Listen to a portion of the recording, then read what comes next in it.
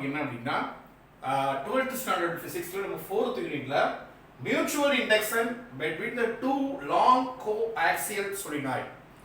So இதுக்கு முன்னாடி நம்ம என்ன பண்ணியிருக்கோம்னா மியூச்சுவல் இண்டக்டன்ஸ் அதுக்கு ஒரு எக்ஸ்பிரஷன் தான் படிச்சிருக்கோம் இல்லையா. ஸோ இப்போ பார்க்க போகிறது என்ன அப்படின்னா ரெண்டு சொலினாய்டு எடுக்கிறோம். சொலினாய்டு இதில் மேலே இருக்கக்கூடியது ஃபர்ஸ்ட் சொலினாய்டு, தட் இஸ் இந்த சொலினாய்டுடைய ஏரியா நான் A1 அப்படின்னு வச்சுக்கிறேன் ரைட்டா. ஆக்சுவலாக நம்ம என்ன பண்ணணும், சொலினாய்டுனா காயில் ஷேப்பில் இருக்கணும், நம்ம போட்டுக்கலாம். அடுத்து ரெண்டாவது சொலினாய்டு வந்து திஸ் இஸ் இன்னர் சொலினாய்டு ரைட்டா. இது வந்து இன்சைடில் இருக்கக்கூடிய சொலினாய்டு. ஓகே, ஸோ இது வந்து இன்னர் சொலினாய்டு சொல்லிக்கலாம். ஸோ இவங்களுடைய ஏரியா வந்து நம்ம என்னன்னு சொல்லிக்கலாம் A2. இந்த ரெண்டு சொலினாய்டுக்கும் காமனா ஒரு ஆக்சிஸ் இருக்கு. This is the axis of the two solenoid ரைட்டா. அப்ப வெளியில இருக்கக்கூடிய சொலினாய்டுக்கும் நமக்கு என்ன கொடுக்கணும், காயில் ஷேப்ல தான் இருக்கணும். அதையும் நான் என்ன பண்ணிக்கிறேன், காயிலாவே போட்டுக்கிறேன் ரைட். இப்ப ஸோ ஃபர்ஸ்ட் வெளியில இருக்கக்கூடிய சொலினாய்டுக்கு அதோட நம்பர் ஆஃப் டர்ன்ஸ் n. இந்த ரெண்டு பேருடைய லென்த்துமே வந்து சேம் தான், Lன்னு வச்சுருவோம். Lன்றது என்னது, length of the solenoid. So இது N1. அதே மாதிரி இன்சைடு இருக்காங்க இல்லையா, அவங்களோட நம்பர் ஆஃப் டர்ன்ஸ் வந்து N2. ஃபர்ஸ்ட் சொலினாய்டுக்குள்ள டிராவல் பண்ணக்கூடிய கரண்ட் I1. ஸோ இங்கே டிராவல் இன்சைடில் டிராவல் பண்ணக்கூடிய கரண்ட் I2. ஸோ ஓரளவுக்கு சொல்லிட்டோம் ரைட், I1. ஸோ அதே மாதிரி ஃபர்ஸ்ட் இதில் ஃப்ளோ ஆகக்கூடிய மேக்னெட்டிக் ஃபீல்ட் B1, செகண்டில் டிராவல் பண்ண B2. இதெல்லாம் நமக்கு தெரியணும். I1 I2 அப்படின்னா என்ன, I1னா ஃபர்ஸ்ட் பெரிய காயில் இல்லையா. ஆக்சுவலாக ரெண்டு காயிலுமே ஒன்று என்ன பண்ணியிருக்கோம், ஓரளவுக்கு படத்தை பெருசாக காமிச்சிருக்கோம், ஓரளவுக்கு ஈக்குவலாக தான் இருக்குது. கொஞ்சம் தான் A1 வந்து greater than A2. Area of transaction coil 1 வந்து A2 விட கொஞ்சம் அதிகமாக இருக்கிற மாதிரி தான் நம்ம அதை செட் பண்ணி வச்சுருக்கோம். ஸோ அப்போ இங்கே நமக்கு என்ன ஆகும்னா, நமக்கு தெரியும் ஒரு காயில் எடுத்துக்கிறோம், அந்த காயிலுக்கு சம் கரண்ட்டை பாஸ் பண்ணுறோம். ஐ மீன் ஒரு வோல்டேஜ் பொட்டன்ஷியல் டிஃபரன்ஸ் கொடுக்குறோம். நமக்கு தெரிஞ்சது என்ன அப்படின்னா, ஒரு காயிலுக்கு ஒரு பொட்டன்ஷியல் டிஃபரன்ஸ் கொடுக்குறோம் தான். கொடுக்கும்போது என்ன ஆகும், அந்த காயில் மேக்னெட்டிக் ஃபீல்டு ப்ரொடியூஸ் ஆகிட்டு இருக்கும். அந்த மேக்னெட்டிக் ஃபீல்டு என்ன ஆகும், லார்ஜ் நம்பர் ஆஃப் அதில் வந்து அதிகமாக கிரியேட் ஆகிட்டே இருக்கும் இல்லையா. அப்போ ஒரு ஏரியாக்குள்ள எவ்வளவு நம்பர் ஆஃப் ஃபீல்டு ஃபார்ம் ஆகுது அதை தான் நம்ம என்ன சொல்லுவோம், I mean total number of magnetic field lines crossing the particular area. இந்த ஏரியாக்குள்ள எவ்வளவு ஃபீல்ட் லைன் போகுதோ அதை ஃப்ளக்ஸ்னுவோம். அப்போ எனக்கு இங்கே என்ன ஆகுது, field is nothing but flux. அப்போ நான் கொடுக்கக்கூடிய பொட்டன்ஷியல் டிஃபரன்ஸ்லாம் எனக்கு ஃப்ளக்ஸ் வந்து இங்கே சேஞ்ச் ஆகிட்டு இருக்கு. ஸோ இந்த ஃப்ளக்ஸுக்கு பக்கத்தில் போய் நான் என்ன பண்ணுவேன், இன்னொரு காயில் கொண்டு வரேன் அப்படின்னா அந்த காயில் எனக்கு என்ன இன்டியூஸ்ட் ஆகும், ஒரு இஎம்எஃப் வந்து இன்டியூஸ்ட் ஆகும் இல்லையா. இஎம்எஃப் முதல்ல இன்டியூஸ்ட் ஆகும், அந்த இஎம்எஃப்னால கரண்ட் டெவலப் ஆகும், இன்டியூஸ்டு கரண்ட். இதெல்லாம் நம்ம ஏற்கனவே ஃபாரடே லா மூலமா பார்த்துருக்கோம். இப்போ அதே கான்செப்ட் தான் நம்ம இங்கே பார்க்க போகிறோம். அப்போ ஒரு காயிலுக்கு நான் கரண்ட் கொடுக்குறேன், ஐ மீன் காயில் ஃபர்ஸ்ட் காயில் எடுத்துக்கிற போகிறோம். ஐ மீன் நம்ம என்ன பண்ண போகிறோம், ஸோ காயில் 1 அப்படின்னே போட்டுக்கிறோமா, சொலினாய்டு 1. சொலினாய்டு 1 அவங்களுடைய மேக்னெட்டிக் ஃபீல்டு. ஸோ நமக்கு தெரியும் மேக்னெட்டிக் ஃபீல்டு நம்ம கொடுக்கக்கூடிய கரண்ட்னால சொலினாய்டு ஃப்ளோ ஆகக்கூடிய மேக்னெட்டிக் ஃபீல்டு நம்ம எப்படி எழுதுவோம், B is equal to mu naught n into I. இந்த ஃபார்முலாவை நீங்க மறக்கவே கூடாது. ஒரு சொலினாய்டு வழியா நம்ம கரண்ட்டை பாஸ் பண்ணோம்னா நம்ம கிடைக்கக்கூடிய மேக்னெட்டிக் ஃபீல்டு இவ்வளவு. ஸோ அப்ப நம்ம இங்க ரெண்டு சொலினாய்டுல ஃபர்ஸ்ட் சொலினாய்டு தான் நம்ம பாஸ் பண்ண போறோம். அப்ப அவங்க ஃபீல்டு எப்படி சொல்லிக்கலாம், B1 is equal to mu naught வந்து மாறாது, constant. So mu naught n1 I1. So அப்ப அந்த n1ன்றது என்னது, number of turns per length. நம்ம படிச்சிருக்கோம் இல்லையா, n equal to capital N by L. இல்லைன்னா நம்ம இங்கே ஸ்மால் எல்னா ஸ்மால் எல். அப்போ ஒரு டர்ன்ஸுக்கு number of turns per length, எத்தனை டர்ன்ஸ் இருக்கு அவ்வளோ லென்த். இப்போ ஒரு மீட்டர் இருக்குன்னா அந்த ஒரு மீட்டர்ல எத்தனை டர்ன்ஸ் இருக்கு. ஸோ அப்போ இது வந்து நம்ம என்ன சொல்லிக்கலாம், அதோடைய டர்ன்ஸ் நம்பர் டென்சிட்டின்னு கூட சொல்லிக்கலாம் ரைட். அப்போ நான் இங்கே என்ன பண்ணுறேன், இதை போட்டுக்கிறேன். இப்போ இதை ஒரு ஈக்குவேஷனாக வச்சுக்கிறேன். ஓகே, இப்போ இந்த ஃபீல்டுனால எனக்கு என்ன ஆகும், நான் ஃபர்ஸ்ட் காயில் தான் கொடுத்துருக்கேன், ஃபர்ஸ்ட் காயில். இதை நீ கன்ஃபியூஸ் பண்ண வேணாம்னா இப்படி வச்சுக்கோ ரைட்டா. இது செகண்ட் காயில். ஓகே, இதை நம்ம அப்புறம் இங்கே கூட எழுதிக்கிறோமா, A1 should be greater than A2. இந்த ரெண்டு காயில். இப்போ இந்த காயிலுக்கு தான் நம்ம என்ன கொடுத்துருக்கோம், கரண்ட் கொடுத்துறோம். அப்போ இவருடைய கரண்ட் வந்து I1. இதனால இங்கே என்ன ப்ரொடியூஸ் ஆகிட்டே இருக்கும், எனக்கு நார்த் போல் சவுத் போல் ஐ மீன் மேக்னெட்டிக் ஃபீல்டு ஃப்ளோ ஆகுது ரைட்டா. ஸோ நார்த் போல் கரண்ட் இங்கே தான் சவுத் போல் ரைட். அப்போ இங்கே மேக்னெட்டிக் ஃபீல்ட் இதை தான் நான் B1 போட்டிருக்கேன். அப்போ B1 போட்டிருக்கேன், μ0 N1 I1. இதை நான் கொடுத்தனால எனக்கு என்ன ஆகுது, மியூச்சுவல் இண்டக்ஷன் வந்து மியூச்சுவலாக என்ன ஆகுது, ட்ரான்ஸ்ஃபர். இப்போ இவனுக்கு பக்கத்தில் மியூச்சுவலாக என்ன பண்ணிருக்கேன், இவனுக்கு பேரலாக இன்னொரு காயில வச்சிருக்கேன். அப்போ அந்த காயில எனக்கு என்ன ஆகுதுன்னா, இங்க ப்ரொடியூஸ் ஆகக்கூடிய மேக்னெட்டிக் ஃபீல்டுனால அங்க என்ன ஆகுது, ஒரு ஃப்ளக்ஸ் வந்து கிரியேட் ஆகும். அப்ப ஃப்ளக்ஸ் 2 யாரு, due to 1. So flux 2. So இப்போ இங்க என்ன ஆகுது, ஒரு ஃப்ளக்ஸ் வந்து எனக்கு என்ன ஆகுது, ஃபார்ம் ஆகுது இல்லையா. இங்க இருந்து வரக்கூடியதுனால எனக்கு இங்க ஒரு ஃப்ளக்ஸ் ஃபார்ம் ஆகுது. இந்த ஃப்ளக்ஸ் காயில் 2ல ஃபார்ம் ஆகுது. இந்த மேக்னெட்டிக் ஃபீல்டுனால காயில் 2ல ஒரு ஃப்ளக்ஸ், அது பை 2. யாரால ஃபார்ம் ஆயிடுச்சு, 1ஆல. சோ அதனால ஃப்ளக்ஸ் பை 2 1. அப்ப இத நான் எப்படி எழுதிக்கலாம், சரி ஜெனரலா ஃபார்முலா என்ன, general formula flux equal to field into area. இது ஜெனரல் ஃபார்முலா. இங்க நம்ம என்ன சொல்றோம், flux in 2 flux in coil 2 due to 1 by 2 1 is equal to magnetic field 1. First காயில ப்ரொடியூஸ் ஆகக்கூடிய மேக்னெட்டிக் ஃபீல்டுனால தான் அங்க இருக்குதா. சோ இவர் எங்க போகுது, இவருடைய ஏரியாக்குள்ள தான போகுது. இவருடைய ஏரியா என்னது, A2. சோ அதனால என்ன பண்ண போறேன், A2. புரியுதா. சோ நல்லா கவனிங்க, இது காயில் 1, இது காயில் 2. இந்த காயில் 1க்கு நான் I1ன்ற ஒரு கரண்ட் கொடுக்கிறேன். அதனால எனக்கு இந்த காயிலுக்குள்ள ஒரு மேக்னெட்டிக் ஃபீல்ட் கிரியேட் ஆகுது. அதை தான் நான் எழுதிருக்கேன். சோ இந்த மேக்னெட்டிக் ஃபீல்டு பக்கத்துல உள்ள காயிலோட லிங்க் ஆகுது. அதனால எனக்கு ஃப்ளக்ஸ் கிரியேட் ஆகும். எனக்கு தெரியும் ஃப்ளக்ஸ் உடைய ஃபார்முலா என்ன, ஃபீல்ட் இன்டு ஏரியா. அப்ப ஃபீல்டு ஐ மீன் இண்டக்ஷன் வந்து எனக்கு ஏற்கனவே தெரியும். அப்ப எந்த ஏரியால போய் கிரியேட் ஆகுது, செகண்ட் ஏரியா ஐ மீன் செகண்ட் காயிலோட ஏரியாவோட, அதனால அது போட்டாச்சு. சோ அப்ப ஃப்ளக்ஸ் வந்து நம்ம போட்டாச்சு. அப்ப ஒருவேளை இதுல n நம்பர் ஆஃப் டர்ன்ஸ், இவருடைய டர்ன்ஸ் N2, இவங்களுடைய டர்ன்ஸ் N1 நமக்கு தெரியும் இல்லையா. அப்ப செகண்ட் காயில்ல தானே இது ஃபார்ம் ஆகுது. அப்ப என்ன சொல்லிக்கலாம், நம்ம இது தெரியுங்க ஒரு நிமிஷம். இந்த ஃபர்ஸ்ட் ஈக்குவேஷனை போய் செகண்ட் ஈக்குவேஷனை சப்ஸ்டிட்யூட் பண்ணிடலாமா. Substitute 1 in 2. ஒன்னாவதுல என்ன கண்டுபிடிச்சிருக்கோமோ அதை அப்படியே சப்ஸ்டிட்யூட் பண்ணு. அப்ப by 2 1. சோ B1 க்கு பதிலா μ0 N1 I1 A2. இது by 2 1. அப்ப நமக்கு தெரியும் ஃப்ளக்ஸ் நம்ம எப்படி தான் எழுதுவோம், number of turns total flux. So நமக்கு டோட்டல் ஃப்ளக்ஸ் உடைய ஃபார்முலா என்ன, number of turns into flux இதானே. அப்ப டோட்டல் ஃப்ளக்ஸ் நம்ம இங்க என்ன சொல்ல போறோம், காயில் 2, காயில் 2 உள்ள number of turns N2 by 2 1. அப்ப total number of flux N2 by 2 1. அத நம்ம எப்படி எழுதிக்கலாம், சோ முன்னாடி N2 போட போறோம், μ0 okay N1 I1 A2. So இது ஒரு நாலாவது ஈக்குவேஷன் μ0. இப்ப சொல்லுங்க, நம்ம கேபிட்டல் N2 நமக்கு தெரியும், நல்லா கவனிங்க. சோ டர்ன்ஸ் உடைய density, number of turns per length. அப்ப நான் என்ன சொல்றேன், நான் செகண்ட் தான பார்க்க போறேன். அப்ப N2 N2 by L. அப்ப N2 கேபிட்டல் N2 வேணும்னா small n2 into L. So அப்ப இங்க என்ன பண்ண போறோம், இத போய் சப்ஸ்டிட்யூட் பண்ண போறோம். n2 க்கு பதிலா அந்த பக்கத்துல. சோ n2 இத என்ன எழுதுறேன், இந்த n2 வர வேண்டிய இடத்துல small n2 L μ0 N1 I1 A2. இத ஆர்டர் வைஸா எழுதலாமா. μ0 ஃபர்ஸ்டா போட்டுக்கோ, அடுத்து N1 போட்டுக்கோ, N1 போடு, அடுத்து N2 போடு, I1 A1. இது ஒரு A2. இந்த ஈக்குவேஷன் 5 ஈக்குவேஷன் புரிஞ்சிருக்கா. இப்ப நம்ம இதுக்கு முன்னாடி எக்ஸ்பிரஷன்ல பார்த்தோம், ஃப்ளக்ஸ்ன்றது யாருக்கு டைரக்ட்லி ப்ரொபோஷனலா இருக்கும், I படிச்சோமா, மியூச்சுவல் இண்டக்ஷன்ல நம்ம படிச்சிருக்கோம் இல்லையா. சோ ஃப்ளக்ஸ்னா நமக்கு வந்து I க்கு. அப்ப நம்ம என்ன சொல்லுவோம், n into by is directly proportional to total flux is.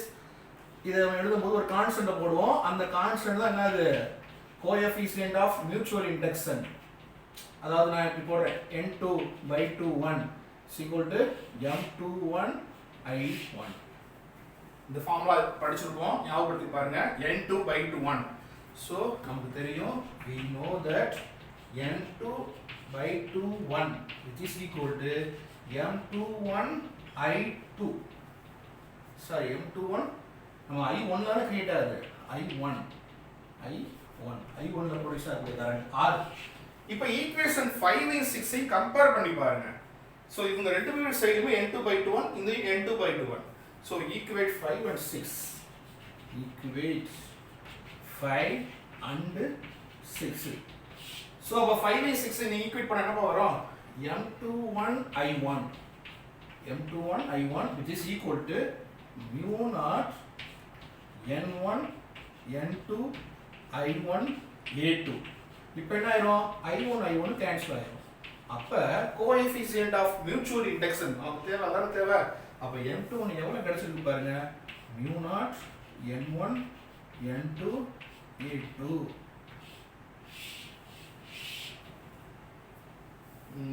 எல்லாம் விட்டுட்டோமோ n2 is n2l l இங்க விட்டுட்டேன் இங்க போட்டுருக்கேன் இங்க போடல சாரி இங்க போட்டு போய் l அதே மாதிரி இங்கே l போடணும்ல. So l mu naught n1 n2 a2l இது வந்து ஃபர்ஸ்ட் காயில ப்ரொடியூஸ் ஆகக்கூடிய மேக்னெட்டிக் ஃபீல்ட்னால செகண்ட் காயில ஃப்ளக்ஸ் சேஞ்ச் ஆயிடுச்சுன்னு அவங்க போட்டுருக்கோம். இப்போ அப்படியே மாற்றணும். இப்போ நம்ம இந்த டயக்ராமை எப்படி மாற்ற போகிறோம் இந்த டயக்ராமை பாருங்க. இப்போ ஃபர்ஸ்ட் காயில செகண்ட் காயில இது நம்ம செகண்ட் காயிலுக்கு தான் இப்போ என்ன பண்ண போகிறோம் கரண்ட்டை கொடுக்க போகிறோம். இவருடைய கரண்ட் வந்து என்னது I2. இதில் ப்ரொடியூஸ் ஆகக்கூடிய மேக்னெட்டிக் ஃபீல்டு என்ன மேக்னெட்டிக் ஃபீல்டு வந்து B2. இதனால இங்கே கிரியேட் ஆகக்கூடிய அந்த ஃப்ளக்ஸ் சேஞ்ச் நம்ம என்னன்னு சொல்லுவோம் பை அங்கே 2 1 போட்டோம்ல. ஸோ இங்கே 1ல் கிரியேட் ஆகுது யாரனால 2னால. இவருடைய டேர்ன்ஸ் என்ன n1. இதே தான் நீங்கள் இப்போ மாற்றி நீங்கள் எழுதணும். ஓகே அப்போ ஒரு தடவை நீங்கள் எழுதினா செகண்ட் டைம் நீங்களாவே எழுதலாம். இது ஒரு பெரிய விஷயமே கிடையாது. இதே மாதிரி இப்போ பாருங்களேன் நான் இந்த ஃபர்ஸ்ட் இதில் எழுதிருக்கிறையா இதுலையே நான் இதை கிரியேட் பண்ணி காமிக்கிறேன். நம்ம தனித்தனியாக பண்ணுறதுக்கு பதிலாக நீங்கள் பண்ணலாம். நீங்கள் ஒர்க் அவுட் பண்ணுங்க தனியாகவே பண்ணுங்க. இதோட பண்ணிட்டு இப்போ பாருங்களேன் இப்போ நமக்கு என்ன ஆகுது செகண்ட் காயில தான் மேக்னெட்டிக் ஃபீல்ட் கொடுத்துருக்கோம். பிகாஸ் செகண்ட் காயில கரண்ட் கொடுத்துருக்கோம். அப்போ அங்கே ஒரு மேக்னெட்டிக் ஃபீல்ட் கிரியேட் ஆகும். ஸோ அப்போ நான் என்ன பண்ண போறேன் அப்படின்னா இங்கே பாருங்க மேக்னெட்டிக் ஃபீல்டு 1 எடுத்துட்டு மேக்னெட்டிக் ஃபீல்டு 2. அப்போ இங்கே மேக்னெட்டிக் ஃபீல்டு கொடுத்தேன். அப்போ எனக்கு என்ன ஆகும் mu naught அவருடைய டர்ன்ஸ் பெர் லென்த் அவருடைய டர்ன்ஸ் டென்சிட்டி n2 அவருடைய கரண்ட் வந்து I2. கொஞ்சம் அண்டர்ஸ்டாண்ட் பண்ணிக்கோங்க காமன் ஃபார்முலா. நம்ம இங்க என்ன பண்ண போறோம் செகண்ட் காயில்ல மேக்னெட்டிக் ஃபீல்ட் டெவலப் ஆகுது. அப்ப second coil magnetic field is equal to அந்த காயிலுடைய டென்சிட்டி அந்த காயிலுடைய கரண்ட். ஓகே இப்போ இந்த காயில் இதுல கிரியேட் ஆகக்கூடிய மேக்னெட்டிக் ஃபீல்ட்னால இங்க எவ்வளவு ஃப்ளக்ஸ் கிரியேட் ஆச்சு. அப்ப ஃப்ளக்ஸ் நம்ம என்ன சொல்லணும் காயில் 1ல தான ஃப்ளக்ஸ் கிரியேட் ஆகுது. அப்ப பை 1 தான் முதல்ல வரணும். யாரனால வந்துச்சு டியூ டு 2. அப்ப பை 1 2. ஓகே அப்ப மேக்னெட்டிக் ஃபீல்ட் எங்க கொடுத்தோம் B2ல தான் கொடுத்தோம். ஏரியா மட்டும் நான் ஏட்டு தான் போட போறேன். நீங்க கேட்கலாம் சார் அப்ப ஏரியா வந்து இவங்களோட ஏரியா தானே சார் போடணும்.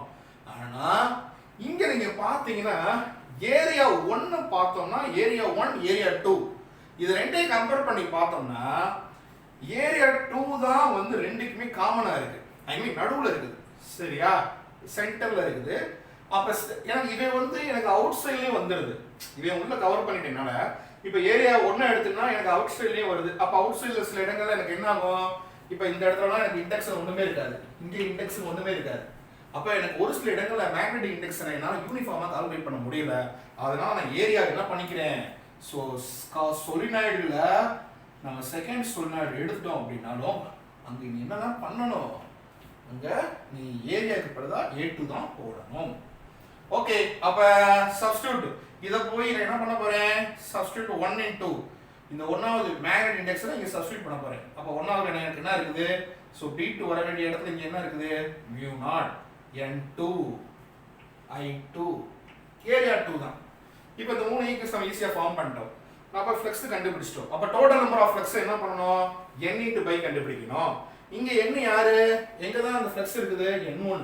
ஏனா இவன் கொடுத்து இவன் வந்து இவன் கொடுக்குறான். அப்ப இவனோட டர்ன்ஸ் அங்க n2 ன்னு போட்டோம் இங்க n1.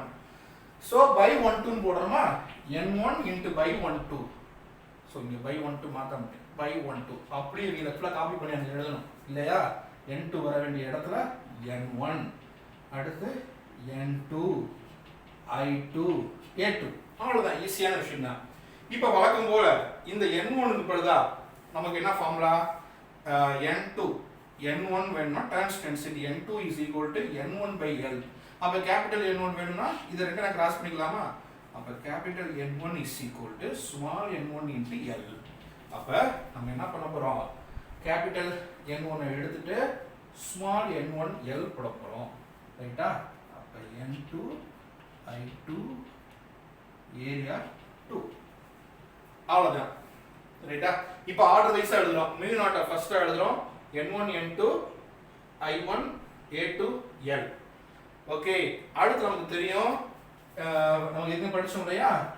n1 by 12 is equal to m12 I2. so இது ரெண்டு ஈக்குவேட் பண்ண போறோம். n1 by 12 n1 by 12 5 ஐயும் 6 ஐயும் ஈக்குவேட் பண்றோம். 5 ஐயும் 6 ஐயும் ஈக்குவேட் பண்றோம். ஈக்குவேட் பண்ணா எனக்கு என்ன கிடைக்குது? m12 I2. so m12 I2. அதே மாதிரி 5 உடைய இந்த side mu naught n1 n2 I2 A2 L. இப்போ I2 I2 கேன்சல் ஆயிடும். இந்த I2 இந்த I2 கேன்சல் ஆகுது.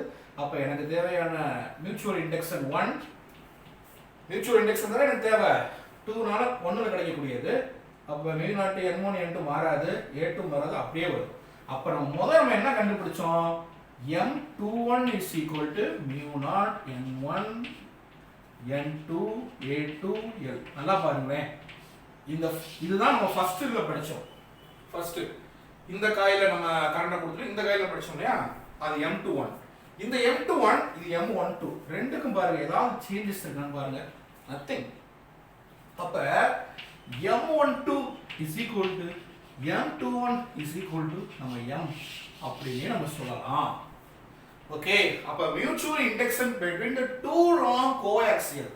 சோ ரெண்டையுமே ஜாயின் பண்றோம் இல்லையா? அதான் கோஆக்சியல். ரெண்டையுமே என்ன பண்றோம்? கோஆக்சியல். ரெண்டுக்கும் நான் ஒரே ஆக்ஸா எடுத்துக்கிறேன். அதான் கோஆக்சியல்னு சொல்லுவோம். அப்ப நம்ம இதை எப்படி நம்ம எழுதலாம்? இங்க பாருங்க. இது ரெண்டையும் கம்பைன் பண்ணி நான் என்ன எழுதிருக்கேன்? Mutual induction m equal to mu naught ன்றது permeability of free space n1 n2 A2 L. ஒருவேளை இந்த மியூச்சுவல் இண்டக்ஷன் இந்த ரெண்டு காயில் இருக்கு இல்லையா? இதை நான் என்ன பண்றேன் அப்படின்னா இதுக்கு இடையில போய் ஒரு டைஎலக்ட்ரிக்கை வைக்கிறேன். ரைட்டா? இது வந்து ஃப்ரீ ஸ்பேஸ்ல வச்சிருக்கேன். இடையில போய் ஒரு நான் கண்டக்டரை வச்சு சுத்தி விட்டேன் அப்படின்னா அப்ப அவங்களுக்கு பதிலா என்ன பண்ணணும்? if dielectric is placed in coil inside the coil.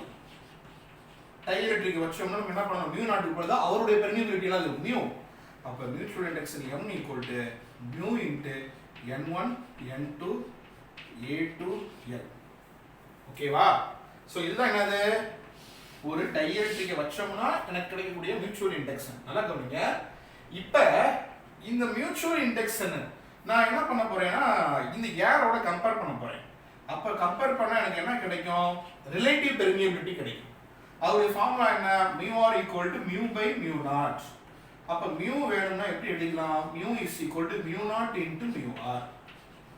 அப்ப நான் என்ன பண்ண போறேன்? இந்த ஈக்குவேஷன்ல mu எடுத்துட்டு so mu எடுத்துட்டு mu naught mu r போட போறேன். அப்ப m equal to mu naught mu r n1 n2 A2 L.